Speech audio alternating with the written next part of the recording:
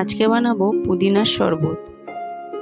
গরমকালে একমাত্র স্বস্তি যদি কিছু দিতে পারে সেটা হলো যে কোনো রকম শরবত জাতীয় খাবার খেলে সত্যিই স্বস্তি অনুভব করা যায়। তো চলুন বানিয়ে নিই পুদিনার শরবত।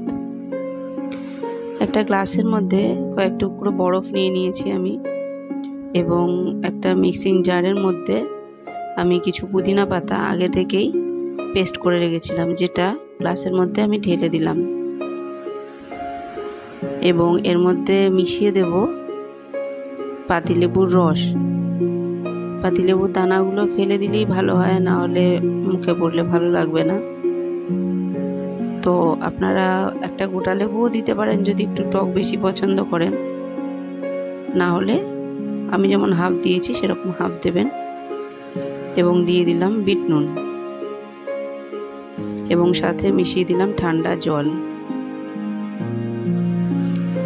এবং এইগুলিকে সব কিছুকেই একসাথে চামচ দিয়ে ভালো করে মিশিয়ে নেব। এবং এর মধ্যে আরেকটা জিনিস যেটা মেশাবো, যেটা এর মধ্যে মেশালে পরে এই শরবতটার স্বাদ আরও অনেকটা মাত্রায় বেড়ে যায়, সেটা হলো চাট মশলা। এটা অপশনাল, আপনারা চাইলে দিতেও পারেন, নাও দিতে পারেন, তবে দিলে শরবতের স্বাদটা আরও একটু ভালো হয়।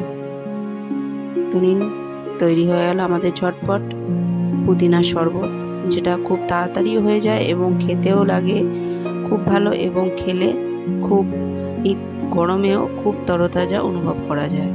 তো দেখা হবে পরবর্তী রেসিপিতে।